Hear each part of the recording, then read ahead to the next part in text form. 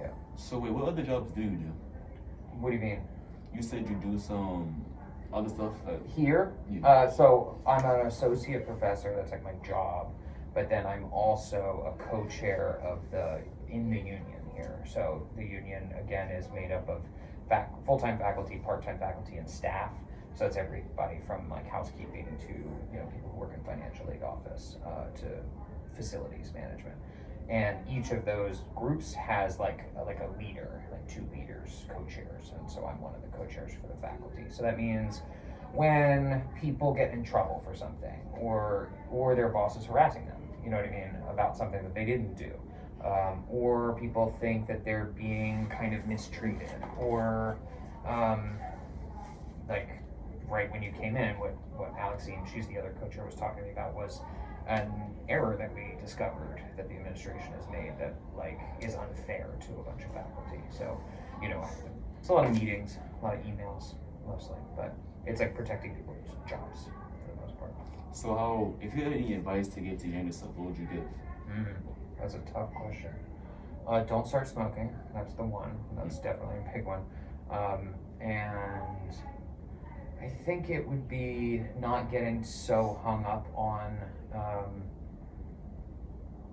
like prestige, like fancy schools and things. I went to a school in New York that has, it's kind of like a like a fancy school, and it can get in your head a bit about like that's like the only real, like it's the only valid type of work, right? It's like the stuff you see in movies and TV or whatever, right? But like that's not the real world, and that's also like not where the most interesting things happen. So. Yeah. Wait, so you're saying that like if for your younger self, that kind of prestige and whatnot doesn't really matter as much now? Yeah, because it doesn't actually matter, right? And it's easy to get kind of caught up in it a little bit. So that doesn't help you out now in any shape or form? Like, do Oh, jobs not care where you come I from? mean, maybe that helps, but I think it's more like in this kind of field of work is that like, I think what matters, it's more like my values, like what matters to me more is actually working in a place where I feel like actual change is happening, and it's not just more rich kids. You got any advice for somebody who wants to find what to do with their life? If to find out what they want to do, Yeah. Change your environment, What do you mean? even by force if you have to. Like go somewhere else if you can for 6 months. If it's moving to St. Louis for something to just kind of shake yourself out of like established patterns and routines, because then that can help you think about what it is you actually enjoy or what you like. You know what I mean? So go to somewhere like, I don't know, Mexico. And stay I mean, there if for you a got while? the money to like take a vacation to Mexico, do that, of course. But I mean, even like just move, like try and put distance between your younger self and as you grow up a little bit, so that you can really reflect on the things that you think you enjoy or that you do enjoy, and do you actually enjoy them? And also, you may be exposed to things you may not otherwise be exposed to. You know what I mean? So exactly, how would you distance yourself from your younger self? I mean, that's like, I mean, if you can save up a couple $100 to go just start moving, in another town, right? You may just get another job, right? Maybe like you were working, but at least you're in a new place, right? And kind of mixing it up a bit is really what I mean. Even if it's moving on the other side of the city, or trying to find just a new job in something you've never done before, just kind of like shaking the tree a bit. Does that make sense?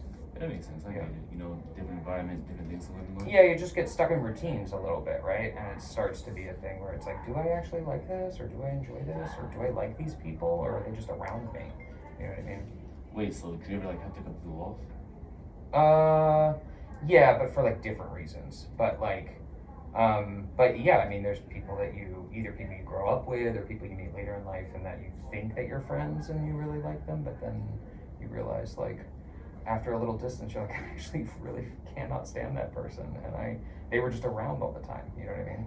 So, and they made me feel terrible or something like that. You know what I mean? Or they weren't supportive of me being into this one thing that I really care about, but I just kind of normalized it. I thought it was normal, So. You think you're like personal experience or just like a general thing? No, I think that's a general thing. Absolutely.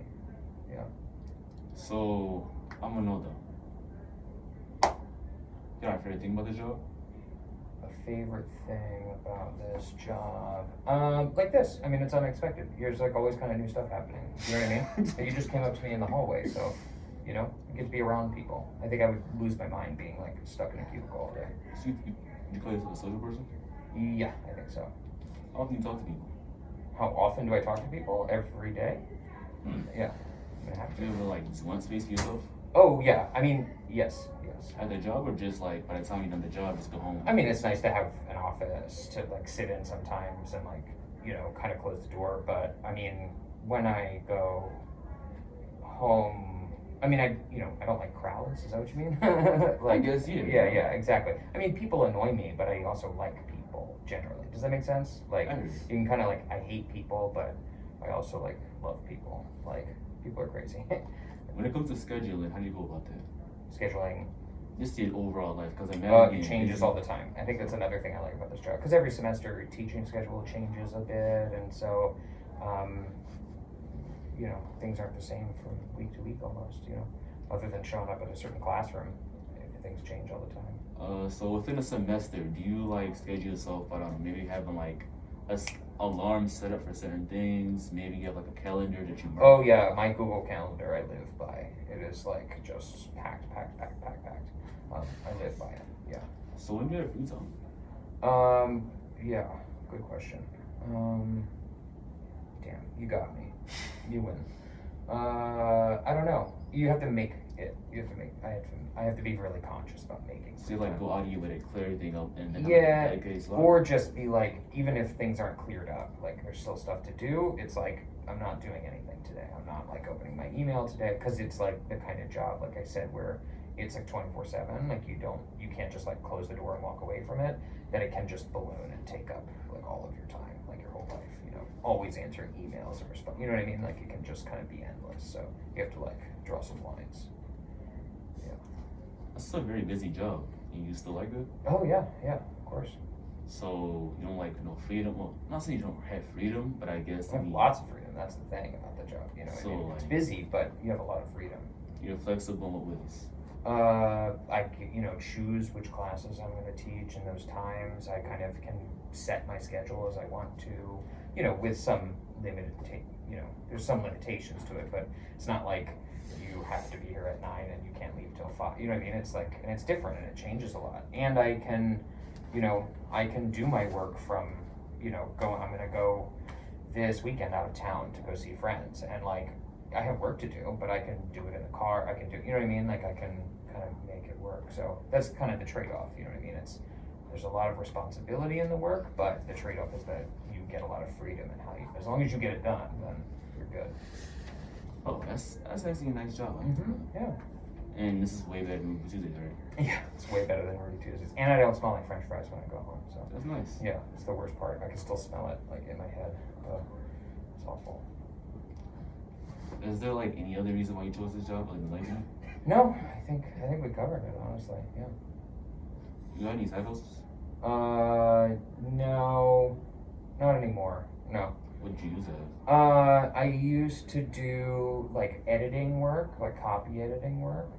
What's that? Helping people. It's like reading manuscripts and things, like books or articles that people are writing, and helping them with the writing.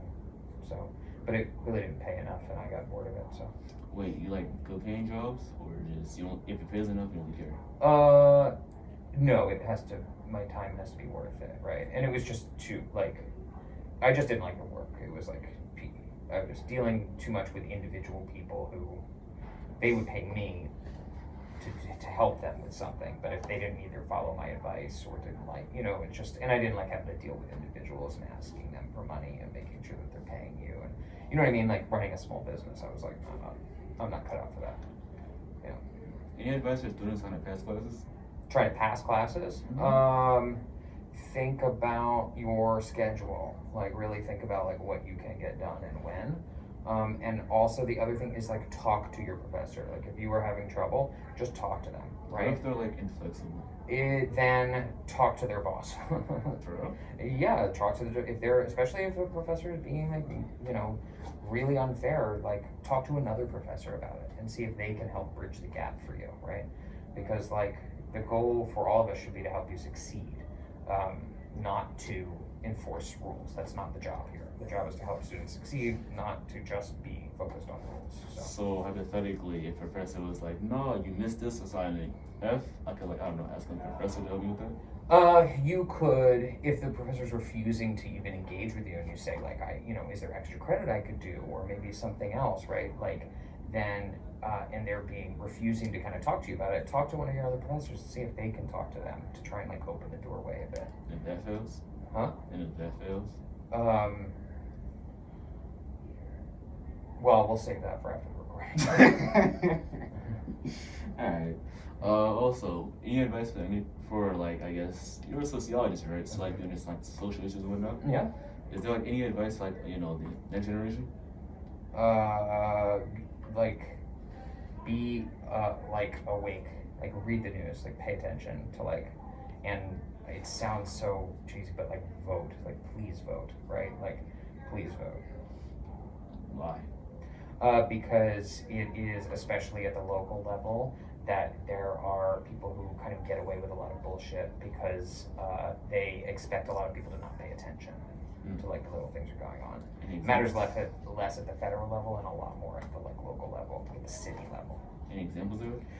Who's on our city council? Who's, you know what I mean? The next mayor's race that's coming up, right? We are lucky that we now have some ultra left, like the Working Families Party in city council now.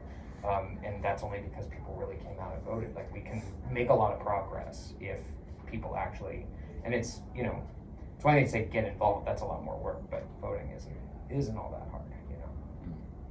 Also, before I leave, you know, we have to end this. Anything you want somebody to take away from this, or just take away in general? Support unions. Yeah. Like unions. All unions. Support unions. What they do? Yeah, How support do you support unions. them? They protect people's work. They protect workers. They protect workers from exploitation.